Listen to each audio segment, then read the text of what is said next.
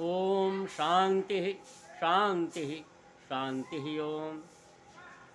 मित्रों, अभी जेएनयू में ब्राह्मण बनिया देश छोड़ो, गो बैक के नारे लगे लिखे गए और इस प्रकार की बातें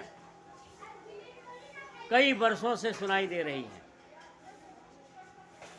बहुत पहले कभी उल्टा सीधा ब्राह्मण बनिया, तिलक तराजू आदि कह करके इनका तिरस्कार की बातें होती रही हैं और आर्यों वापस जाओ, आर्य विदेशी हैं, ऐसा कह करके समाज में जहर घोला जा रहा है। समाज में पहले से ही जहर घुला हुआ है और कुछ वर्षों से नफ़रत की बातें तेज़ी से बढ़ रही हैं और अब बड़े तेज़ी से इस बात का भी प्रचार किया जा रहा है कि हिंदू समाज भी आपस में बट जाए, ब्राह्मण बनिया देश छोड़ो। मेरे मित्रों, अभी मैंने एक बौद्ध भिक्षु का प्रवचन सुन रहा था। वह बौद्ध भिक्षु बोल रहा है कि 10 साल के अंदर इस देश को बौद्ध राष्ट्र बना देना है और कुछ लोग हिंदू राष्ट्र बनाने के लिए प्रयत्नशील हैं और कहते हैं कि हम भी 15 साल, ज़्यादा से ज़्यादा 15 साल में इसको हिंदू देश बना देंगे। लेकिन मेरे मित्रों, जितने भी प्रगतिशील विचार के लोग हैं, राष्ट्रवादी हैं, धार्मिक हैं, समन्वयवादी हैं और विश्व बंधुत्व जिनके हृदय में है, वे सब लोग इन बातों से बड़े चिंतित हैं। चिंतित क्यों हैं? क्योंकि कोई भी देश अगर मुस्लिम देश बनता है तो वहाँ पर गैर मुसलमानों के साथ भेदभाव शुरू हो जाता है। कोई हिंदू देश बनेगा तो वहाँ पर भी गैर हिंदुओं के साथ न्याय नहीं होगा। कोई बौद्ध देश बनेगा तो वहाँ पर भी गैर बौद्धों के साथ न्याय नहीं होगा, पक्षपात होगा। ये निश्चित रूप से घटेंगी, क्योंकि जातिवाद ऐसी चीज़ है कि जो जातिवाद से ग्रसित हो जाता है उसके अंदर हीनता आ जाती है, उसके विचार संकुचित हो जाते हैं, वह कुएं का मेढक हो जाता है। पहले हम गांव में देखते थे कि किसी बिरादरी के लोग इकट्ठे होते थे तो आपस में ही चर्चा करते थे। जैसे मान लीजिए ब्राह्मण इकट्ठे हुए तो सबसे पहले पूछेंगे कि आप कौन हैं, उत्तर पारी है कि सरयू पारी है, वह बताएगा। फिर इतने पर भी पेट नहीं भरेगा उसका तो फिर पूछता है कि आपका गोत्र क्या है। अच्छा, बता दिया कि मैं तो मिश्रा हूँ या फला हूँ, तो कहे अच्छा ठीक है। सबसे ऊंचे तो जो है इस गोत्र के होते हैं और मिश्रा जो है सबसे छोटी गोत्र के होते हैं। फिर यह है, उसके बाद जब वो अपनी बातें कर लेंगे फिर दूसरे की बात शुरू कर देंगे। दूसरे की बात क्या शुरू होगी? बनिया तो ऐसे होते हैं, इनके ऊपर विश्वास किया ही नहीं जा सकता।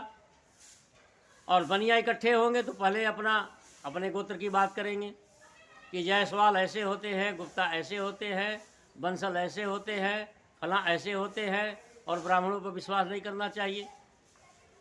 फिर ये राजपूत आपस में इस तरह से वे इकट्ठे होंगे तो हाँ असली क्षत्रिय तो हम हैं और बाकी जो है ये क्षत्रिय नहीं, अपने आप कहते हैं क्षत्रिय। ऐसा जो राजपूत नहीं हैं और बहुत सी ऐसी जातियां जो अपने को क्षत्रिय मानती हैं और क्षत्रिय हैं भी, उनके साथ ऐसा होता है।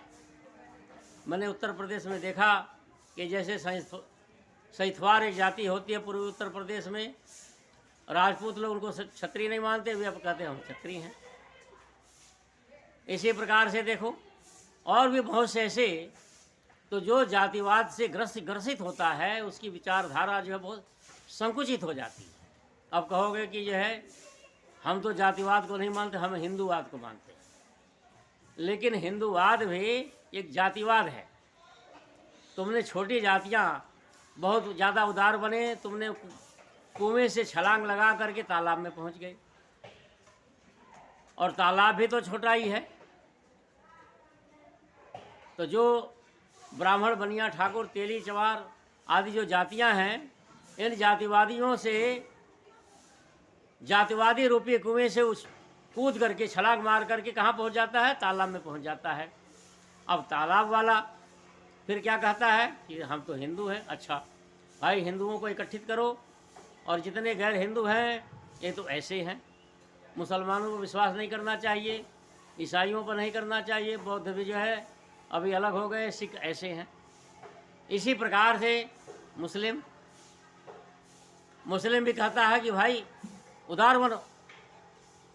शिया सुन्नी की बात है, इसमें जो प्रगतिशील विचारधारा के मुसलमानों में है, कहते हैं कि ये शिया सुन्नी की बातें मत करो, अहले सुन्नी और देवबंदी की बात मत करो, वहाबी और बरेलवी की बात मत करो, पूरे मुस्लिम समुदाय की बात करो। तो वो क्या किया? वो भी जो है कुएं से छलांग मार करके कहाँ पहुंच गया? तालाब में पहुंच गया।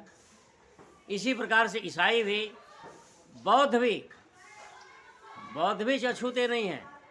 इसी प्रकार से बौद्ध भी, आप देख लो, जो नवीन बौद्ध बने हैं सबसे ज़्यादा कट्टर जातिवादी होते हैं।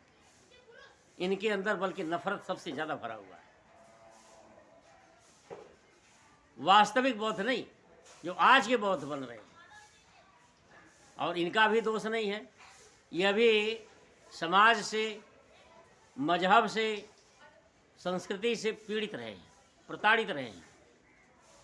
तो प्रक्रिया में इनके अंदर भी नफरत उसी प्रकार से, जिस प्रकार से मनुस्मृति में प्रक्षेप करके नफरत की बातें लिखी गई, उतने ही प्रक्रिया से, उतने ही विरुद्ध बल से ये इनके अंदर नफरत भरा जा रहा है। जिस प्रकार न्यूटन का नियम है, प्रत्येक क्रिया की विपरीत प्रक्रिया होती है, उसी प्रकार से तो जो भी जातिवादी होता है उसकी बुद्धि बहुत संकुचित हो जाती है। और मेरे मित्रों, सच जानो तो ये शाश्वत सत्य है, जातिवाद झूठा है, लेकिन जो जातिवादी हो जाता है उसके लिए शाश्वत हो जाता है कि ब्राह्मणों का अधिकतर दुश्मन मिलेगा, बनियों का दुश्मन बनिया ही मिलेंगे, क्षत्रियों का दुश्मन क्षत्रिय मिलेंगे, यादवों के ज़्यादा दुश्मन यादव मिलेंगे, दलितों के ज़्यादा दुश्मन दलित मिलेंगे। अपने ही बिरादरी से लोग अधिकतर पीड़ित होते हैं, और फिर भी कहते नहीं ये तो हमारी बिरादरी के हैं। आप देख लो, मैं तो यहाँ देखता हूँ, अभी हरियाणा के गांव में एक बिरादरी के लोगों ने अपने ही बिरादरी के 7-8 लोगों को मारा। एक सज्जन हमें बताए तो उत्तर प्रदेश में एक बिरादरी के लोगों ने अपने ही बिरादरी के 7-8 लोगों को मारा। हर जगह का इतिहास उठाकर देख लो। तो ये जातिवाद तो झूठा, लेकिन जो जातिवादी होता है उसकी नफरत सच्ची होती है। उसके अंदर सच्ची क्या होती है कि निश्चित रूप से वो नफरती होगा। जो जातिवादी होगा निश्चित रूप से नफरती होगा, उसकी विचारधारा संकुचित होगी, छोटी होगी। तो बहुत से जो उदारवादी बनते हैं, प्रगतिशील विचारधारा के बनते हैं, वह जो है कुएं से छलांग मार करके कहाँ पहुँच जाते हैं? तालाब में पहुँच जाते हैं। अरे जब कुएं से छलांग मारते हो तो तालाब में मत कूदो, कूदना है तो समुद्र में कूदो, जो अथाह है, अनंत है। जिस प्रकार से देखो, आज अंग्रेज एक मिसाल दुनिया के लिए, इंग्लैंड एक मिसाल बना है। यह कितने संकीर्ण विचारधारा के थे आज से 100 साल पहले, कितने संकुचित थे 50 साल पहले, कितने संकुचित थे, कितने संकीर्ण विचारधारा के थे, क्योंकि जातिवादी थे। लेकिन आज जो है कितनी उदारता का उन्होंने उदाहरण प्रस्तुत किया है कि एक भारतीय को, एक हिंदू को अपने देश का प्रधानमंत्री बनाया। यह संसार के लिए मिसाल है, उदाहरण है। ये उदारता का, विश्व बंधुत्व का, वसुधैव कुटुंबकम का। इन्होंने जाति को नहीं देखा, देश को नहीं देखा, उसके गुण कर्म स्वभाव को देख करके प्रधानमंत्री चुना। ये कितनी बढ़िया बात है। तो पूरे समाज को आज जो है देखा जा रहा है कि कुछ समुदाय लगे हैं बौद्ध देश बनाने में, कुछ लोग लगे हैं हिंदू देश बनाने में। लेकिन क्या बौद्ध देश बन गया? ईश्वर नौकर है। लेकिन घटनाओं को देख करके, परिस्थितियों को देख करके ऐसा लगता है कि कुछ न कुछ विपरीत बातें होने वाली हैं। क्योंकि जिस तेज़ी से हिंदू समाज का एक बहुत बड़ा वर्ग, जो दलित वर्ग जिनको कहा जाता है, और दलित वर्ग के अलावा बहुत से पिछड़े लोग भी, जैसे आप भी सुनते होंगे लक्ष्मण यादव, अभी उन्होंने अपनी बेटी की शादी बौद्ध धर्म से करी है। ललई राम यादव, कानपुर के रहने वाले ललई यादव, जिनको पेरियार की उपाधि देते हैं, ये लोग को वैसे तो क्षत्रिय, यादव लोग क्षत्रिय हैं, लेकिन पिछड़े वर्ग में आते हैं। लेकिन यह है देखो हिंदू धर्म के खिलाफ बातें करते हैं। तो पूरा का पूरा जिस प्रकार से जैसा वातावरण बनता जा रहा है, नफरत का बीज बोया जा रहा है, और प्रक्रिया में जब एक्शन होगा तो रिएक्शन होगा, कहीं न कहीं रिएक्शन जरूर होगा। जब गलत दवा कोई व्यक्ति खाएगा तो कहीं न कहीं उसका परिणाम बहुत भयानक होगा। अगर कोई हिंदू राष्ट्र की बात करेगा तो दूसरा व्यक्ति भी जो है कोशिश करेगा कि हम ये राष्ट्र बनाएं। अब उनकी संख्या बहुत है, दलितों की संख्या अपने को कहते हैं हम 80% हैं, कहते हैं हम 80% हैं, तो हम बौद्ध देश क्यों न बनाएं? और उनका षड्यंत्र चल रहा है, सुनियोजित तरीके से चल रहा है उनका कार्यक्रम। अभी दिल्ली में 10,000 लोगों ने बौद्ध धर्म की दीक्षा ली, फिर उत्तर प्रदेश में ली, फिर यह है उधर संघ के कार्यालय को जो है उन्होंने घेरा है। और फिर मायावती जी का वक्तव्य आया कि जिस दिन 1 करोड़ लोग बौद्ध धर्म की दीक्षा लेंगे उसी दिन मैं भी बौद्ध बन जाऊंगी। बताओ तो ये क्यों हो रहा है? यह जो है बहुत से लोग जो कुएं से छलांग मार करके तालाब में पहुंचे हैं, उसकी प्रक्रिया में हो रहा है। अगर ये लोग जो कुएं से कूद करके तालाब के बजाय समुद्र में अगर कूदते तो ऐसी बात नहीं होती। जिस प्रकार से आज इंग्लैंड में ईसाइयत की बात नहीं होती, देख लो वहाँ के पादरी भी अब जो है उनसे प्रभावित हैं। वहाँ की जनता से और जनता की विचारधारा से वहाँ के पादरी भी प्रभावित हैं। किसी भी पादरी ने प्रतिक्रिया व्यक्त करी हो, एक हिंदू के प्रधानमंत्री बनने पर, ऋषि सुनक के प्रधानमंत्री बनने पर किसी भी इंग्लैंड के किसी पादरी ने प्रतिक्रिया व्यक्त करी हो कि यह समाज के लिए अच्छा नहीं है? अभी यहाँ भारत में देखो, अगर ऐसी बात हो जाए तो पता नहीं क्या क्या हो जाएगा। मारण का, तोरण का जाप शुरू हो जाएगा। यहाँ तो अगर ऐसा कोई विपरीत व्यक्ति बन जाए तो पता नहीं क्या क्या हो जाएंगे। लेकिन वहाँ इंग्लैंड में देखो कितना अच्छा उदाहरण प्रस्तुत किया। लेकिन वहाँ के पादरी भी अपने को उदारवादी बन रहे हैं, अपने को परिवर्तित कर रहे हैं, क्योंकि समाज का, देश का भला इसी में है। उसी प्रकार से भारत का भी भला इसी में है कि जातिवाद को छोड़ा जाए। तो जातिवाद को सोचेंगे, जातिवाद माने तो हिंदू, क्या नाम है, ब्राह्मण बनिया, तिलक तराजू, ये ले मेरे मित्र, ये छोटी जातियां हैं।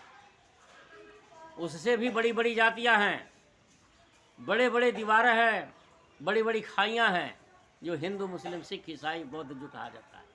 ये सबसे बड़ी जातियां हैं, ये सबसे ज़्यादा घातक जातियां हैं। इन दीवारों को तोड़ो। देखो, मैं जब पहली बार आर्य समाज से परिचित हुआ तो लोगों ने परिचय कराया, कहा आर्य समाज ऐसी संस्था है जो वेदों को मानती है, और वेदों में जातिवाद नहीं है। वेदों में जातिवाद नहीं, किसी जाति की कामना नहीं की गई है। कहा गया है मनुर्भव, मनुष्य बनो।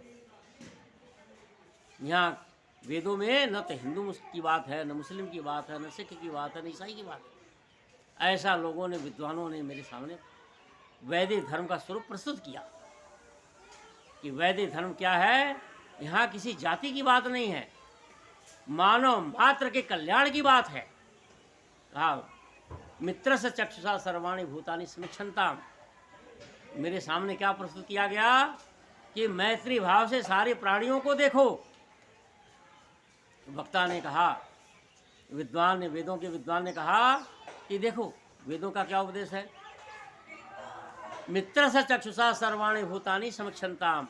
कहा देखो भूतानि आया है, बहुवचन आया है, भूत माने प्राणी। ये नहीं कहा कि सारे हिंदुओं को मैत्री भाव से देखो, ये नहीं कहा। कहा मैत्री भाव से सारे प्राणियों को देखो, ये भी नहीं कहा कि सारे मनुष्यों को देखो। कहा सभी प्राणियों, जंतु भी, मनुष्य भी, और मनुष्य के इतर जितने भी प्राणी, उनको सबके हित की कामना की गई है वैदिक धर्म में। तो मैं कहा इससे अच्छी बात क्या हो सकती है, हैं? सर्वा आशा मम मित्रम भवन्तु, कि सारी दिशाओं के लोग मेरे मित्र हों। तो मुझे बताया गया कि वैदिक धर्म इतना श्रेष्ठ धर्म है कि कहीं पर भी किसी जाति की चर्चा नहीं। फिर मैंने पूछा ये ब्राह्मण थे, इन्होंने कहा ये तो पदवी है। मैं कहा तो इससे अच्छा क्या होगा। मैंने कहा इससे अच्छा क्या होगा, वेद ही जो है धर्म का मूल है। मैंने फिर जो है आर्य समाज को अपना लिया। तो मेरे मित्रों, वास्तव में यथार्थ में धर्म तो यही है कि जिसके अंदर ये भाव आ जाते हैं, ये जातिवाद खत्म। अब कोई बहुत से ऐसे आर्य समाजी मैंने भी देखे, कहते हम तो जातिवाद को नहीं मानते, लेकिन छोटी छोटी जातियों को तो नहीं मानते, लेकिन बड़ी बड़ी जातियों के पक्के अनुयायी हैं। बड़ी बड़ी जातियों के पक्के अनुयायी हैं। पता नहीं कैसे अपने को आर्य समाजी और वैदिक धर्मी कहते हैं, नहीं? जब अब फिर उन्हीं से कहा जाए अच्छा बताओ वैदिक धर्म श्रेष्ठ क्यों है, आर्य समाज श्रेष्ठ क्यों है, तब वहाँ जो है कहता नहीं, यहाँ जातिवाद की बात ही नहीं है। यहाँ जो है जातिवाद की बात नहीं है, प्राणी मात्र के हित की बात है।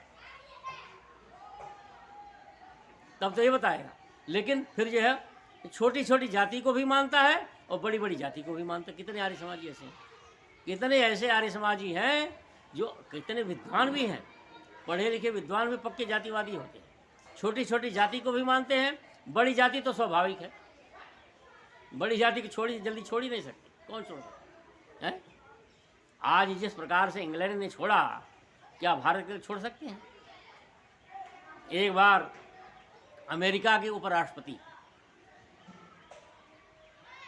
कमला हारिस, जिनकी माँ हिंदू थी और कमला हारिस के पिता ईसाई थे, कमला हारिस भी हिंदू हैं, अपने को मानती हैं, हिंदू धर्म को मानती हैं, और उनके पति यहूदी हैं। उपराष्ट्रपति का चुनाव लड़ने की तैयारी कर रही थी। पत्रकारों ने पूछा कि आप हिंदू हैं और आपको क्या अमेरिका का समाज स्वीकार कर सकता है? तब कमला हारिस ने, ये नवभारत टाइम्स में इंटरव्यू आया था, तो कमला हारिस ने कहा कि अमेरिका के लोग भारतीयों की तरह इतने संकीर्ण विचार के नहीं होते हैं कि जो जाति को देख करके वोट दें। वह जो है व्यक्ति की योग्यता, उसकी कर्तव्य निष्ठा को देख करके वोट देते हैं, स्वीकार करते हैं। बताओ क्या भारतीयों के अंदर है ये बात? आज महामारी मची हुई है, तो बनाओ तुम हिंदू देश, वो कह रहे हम बौद्ध देश बनाएंगे, फिर आपस में खूब लड़ना। अरे अच्छा है कि कह दो कि न हम हिंदू देश बनाएंगे, न बौद्ध देश बनाएंगे, न मुस्लिम देश बनाएंगे, हम एक भारत देश बनाएंगे, महाभारत, आर्यावर्त बनाएंगे, भारत बनाओ। और वहाँ से ऐसा वातावरण पैदा करो जैसा वातावरण इंग्लैंड वालों ने, अमेरिका वालों ने पैदा किया, तभी इस देश का कल्याण होगा, और नहीं तो महाभारत तो छिड़ेगा ही। जो बीज बोया गया है मध्यकाल में, महाभारत युद्ध के पश्चात एक बड़े युद्ध की तैयारी, बड़े युद्ध के लिए बीज बो दिया जातिवाद का। वर्ण व्यवस्था को विकृत किया गया, जन्म पर आधारित किया गया।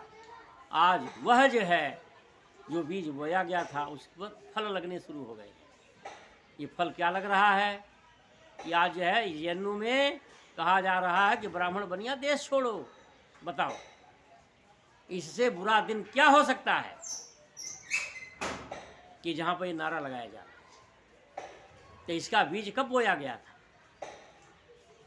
गौतम बुद्ध से पहले ही बीज बो दिया गया था। खूब अच्छी तरह से खाद पानी दिया गया और मनुस्मृति में खूब प्रक्षेप किया गया। आज तक देखो,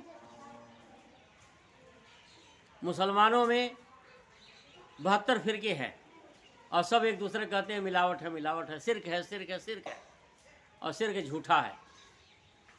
आर्य समाज ने, महर्षि दयानंद सरस्वती ने, जो इतने बड़े दूरदर्शी, उनका नाम तो लेना नहीं कोई नहीं चाहता। आज का भी देख लो, भारत सरकार भी नहीं लेना चाहती। सर्वत्र जो विवेकानंद जी, लेकिन महर्षि दयानंद सरस्वती ने कितने दूरदर्शी थे कि सबको भाप लिया था और सारे शास्त्रों को पढ़ने के बाद तत्काल बता दिया कि इतने इतने प्रक्षेप जो है भारत हिंदू धर्म में किए गए, वैदिक धर्म में किए गए। शास्त्रों में मिलावट यहाँ यहाँ किया गया और विद्वान जान जाता है।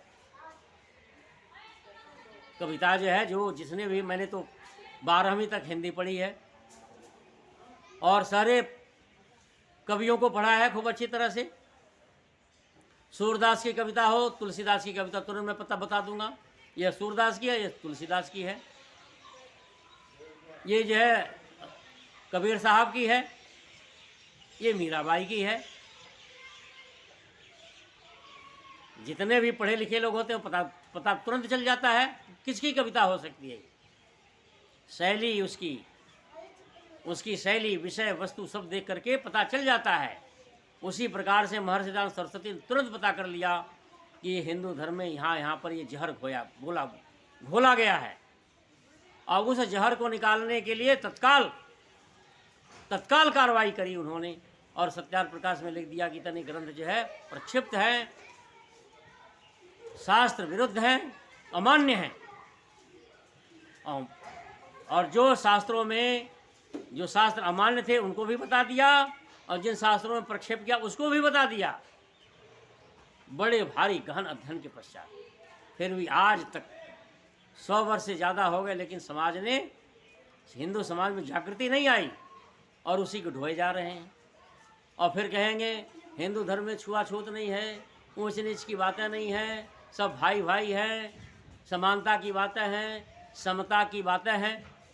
और फिर जब कोई मनुस्मृति पढ़ता है, गीता प्रेस गोरखपुर की और भी जितने भी प्रेस हैं, जितने भी आर्य समाज को छोड़कर और जितने भी प्रेस की मनुस्मृति है, उसमें क्या मिलता है? क्या मिलता है? वो तो सोचता वो देखो, ये तो कहते छुआछूत ऊंच नीच की बातें नहीं, यहाँ तो खूब जहर खोला गया है, जहर ही जहर है। अगर देश स्वतंत्र होने से पहले मनुस्मृति जिस प्रकार से महर्षि दयानंद सरस्वती ने बताया कि इतना प्रक्षेप है, उस प्रक्षेप को निकाल दो, और बाबा भीमराव अम्बेडकर को प्रक्षिप्त वाला जो है, मिलावट वाला मनुस्मृति मिलती ही नहीं, तो किसको जलाते हो बताओ? अगर महर्षि दयानंद सरस्वती की बात को हिंदू समाज ने स्वीकार कर लिया होता तो बाबा भीमराव अम्बेडकर को मनुस्मृति जो है, प्रक्षेप वाली मनुस्मृति मिलती ही नहीं, तो कहाँ से जलाते? क्यों बौद्ध बनते? अगर मान लिया गया होता तो लाखों, कई लाख लोगों को लेकर के उन्होंने बौद्ध धर्म स्वीकार किया और क्या कहा कि हिंदू धर्म में पैदा हुआ, हिंदू घर में पैदा हुआ, लेकिन मेरे बस में नहीं था, मैं हिंदू न होकर के मरूँ, मेरे बस में है। मेरे मित्रों, विचार करो तो समाज जो है, समाज को सही दिशा में ले जाया जाए। कोई बौद्ध देश बना रहा है, कोई हिंदू देश बना रहा है, कोई इस्लामी देश बनाने की सपने देख रहा है, कोई कुछ कर रहा है, ये सब घटियापन है। मेरे मित्रों, भारत को भारत बनाओ, भारत को भारत बनाओ, महात्मा गांधी के रास्ते पर ले चलो। महात्मा गांधी की देखो, उनके पद चिन्हों पर चलने वाले मुसलमान भी, ईसाई भी, सिख भी, बौद्ध भी, जैन भी अपने अपने मत का जो पालन करते थे, लेकिन सब मिलकर रहते थे। ये गांधीवाद ही ऐसा है जो भारत को बचा सकता है, नहीं तो देखना ऐसा भयंकर भयंकर जो है स्थिति आने वाली है। ये जो ये बौद्ध भिक्षु लोग कह रहे हैं, ये जितने भारत के बौद्ध भिक्षु हैं ऐसी बातें करते हैं जैसे कि जो है कितने, ऐसा मुल्ला भी नहीं बोलता, ऐसी बातें करते हैं। इनकी भाषा तो मुल्लाओं जैसी होती है बौद्धों की, बताओ। जबकि गौतम बुद्ध का फोटो देख करके, गौतम बुद्ध की मूर्ति भी देख करके ऐसा लगता है कि जैसे कितना हिमालय, हम हिमालय पर्वत को देख रहे हैं, जहाँ बर्फ ही ठंड ही ठंड हो, शीतलता ही शीतलता हो, शांति ही शांति हो, ऐसा प्रतीत होता है। लेकिन उस बुद्ध को मानने वाले और संन्यास लेने वाले बौद्ध भिक्षु तो भयंकरता की बात करते हैं, इतनी नफरत की बात करते हैं। ऐसा क्यों है मेरे मित्रों? इस पर गंभीरता से हिंदू समाज को सोचना चाहिए, लेकिन सोच नहीं रहा। ये तो मगन है, ये तो मगन है। आज देश बहुत शक्तिशाली बन रहा है, सर्वत्र हिंदुत्व हिंदुत्व की बात हो रही है, लेकिन अंदर से खोखला हो रहा है हिंदू समाज, अंदर से हिंदू समाज खोखला हो रहा। बना लो तुम। शक्तिशाली तो तब होगा जब ये नफरत की बातें खत्म हो जाएंगी, कोई किसी से नफरत न करे, सारा हिंदू मुस्लिम सिख ईसाई मिलकर रहें, ब्राह्मण क्षत्रिय वैश्य शूद्र सब मिलकर के रहें, आपस में कोई चर्चा ही ना करें। आप देख लो ये बातें मिलती कहीं कहीं। जाओ आईआईटी में देखो, आईआईटी में या मेडिकल कॉलेज में जाकर देखो, जितने भी छात्र होंगे, एक क्लास में आईआईटी करने वाले छात्र हैं, उसमें जो है ब्राह्मण भी है, क्षत्रिय भी है, वैश्य भी है, शूद्र भी है, मुस्लिम भी है, सिख भी है, ईसाई भी है, सब मिलकर रहते हैं।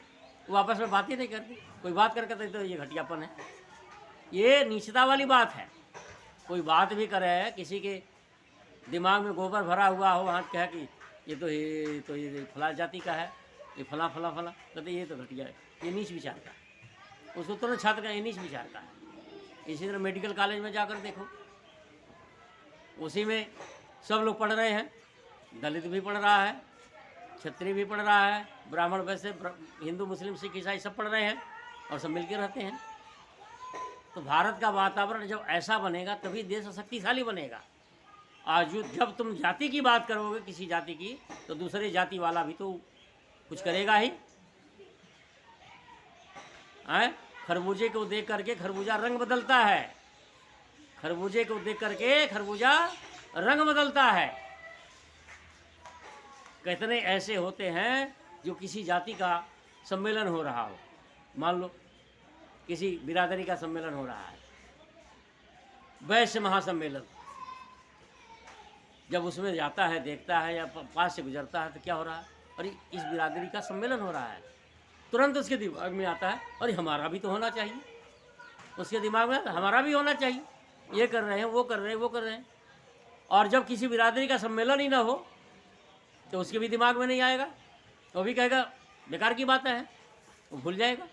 तो मेरे मित्रों, समाज को आज जो कोशिश हो रही है बौद्ध देश बनाने की, मैंने कईयों के वक्तव्य सुने कि 10 साल के अंदर बौद्ध बना देना। ये व्यक्ति कह रहा है और इस तरह से चलेंगे तो 1 साल में ही बन जाएंगे। और देखो कैसी कैसी घोषणाएं कर रहे हैं। कोई 1,05,00,000 बामन मिश्राम की तरफ से घोषणा की गई कि 1,05,00,000 रुपया दिया जाएगा जो दलितों को बौद्ध हिंदू सिद्ध कर देगा। देखो ये सारी की सारी बातें मेरे मित्रों देश के लिए घातक है, भारत के लिए घातक है, मानवता के लिए घातक है, हम सब के लिए घातक है। इसलिए इन बातों को छोड़ा जाए, इन बातों को उभारा ही ना जाए। जब ये बातें होगी तो दूसरा भी करेगा। इसलिए समझदारी इसी में है कि हर व्यक्ति की कट्टरता को त्यागे, मुसलमानों को भी ऐसे रास्ते पर लाया जाए, ज़्यादा से ज़्यादा जो है उनको उच्च शिक्षा दिया जाए, आधुनिक शिक्षा दिया जाए, साइंस को पढ़ें, ईसाई भी, हिंदू भी, बौद्ध भी, सब लोग जब उस रास्ते पर चलेंगे जो महात्मा गांधी का रास्ता था, तो अपने आप ही जो है कट्टरता खत्म हो जाएगी। और नहीं तो देख लेना, ईंट से ईंट बजेगी। आज देख रहा है, आज JNU में लिखा गया, कल दूसरे जी विश्वविद्यालय में लिखा जाएगा। ये बातें हो रही हैं, ये बहुत घातक है। इस पर गंभीरता से हम सबको विचार करना चाहिए मेरे मित्रों। और ये इस गलतफहमी में मत रहो कि हिंदू समाज सबल हो रहा है। हिंदू समाज अंदर से खोखला हो रहा है। सच्चाई ये है। क्यों? क्योंकि बहुत तेज़ी से हम देखते हैं, हम जिस दलित के घर में जाते हैं उल्टी बातें करता है। किसी दलित के घर, हम तो लोगों के घरों में जाते रहते हैं, विवाह संस्कार भी कराते हैं, हवन भी कराते हैं, सब लोग बुलाते हैं, वहाँ लोग मिलते हैं। हम देखते हैं कि जितने पढ़े लिखे दलित हैं उल्टी बातें करता है। क्यों? आज से 20 साल 25 साल पहले नहीं करता था, अब उल्टी बातें करता है। यह देश के लिए बहुत घातक है मेरे मित्रों। ऐसी बातें नहीं होनी चाहिए।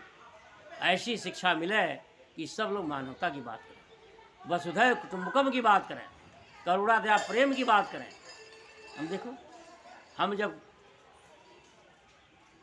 कॉलेज में पढ़ते थे, प्राइमरी से लेकर के और कॉलेज तक की शिक्षा में हमने यही देखा, गौतम बुद्ध ऐसा लगता था हिंदू ही थे। हम जाने नहीं कि जो है गौतम बुद्ध कोई दूसरे मत संप्रदाय के थे, यही मानते थे कि ये भी हिंदू ही थे। और इतना आदर सम्मान हमने देखा, सर्वत्र देखा गौतम बुद्ध का इतना आदर सम्मान, हिंदू भी सब लोग करते। लेकिन जब ऐसे आप तो देखो, देवता भी बट गए, भगवान भी बट गए, राम बट गए, कृष्ण बट गए, परशुराम बट गए, गौतम बुद्ध भी बट गए। कितना बांटोगे हैं? तो मेरे मित्रों, जब ये जातिवाद की बातें होगी, जातिवाद का मतलब छोटी छोटी जातियाँ और बड़ी बड़ी जातियाँ, जब ये जातियाँ होगी तो ऐसे उल्टा सीधा विचार लोगों के होंगे। और ये देश के लिए निश्चित रूप से जानो, देश के लिए बहुत घातक है मेरे मित्रों। इसलिए आइए हम इस पर गंभीरता से विचार करें। हम छोटी छोटी जातियों और बड़ी बड़ी जातियों को तोड़ करके हम समुद्र में पहुँचाएँ। यही जो है वेद का उपदेश है, यही परमात्मा का उपदेश है, यही सच्चे महापुरुषों का उपदेश है। इतनी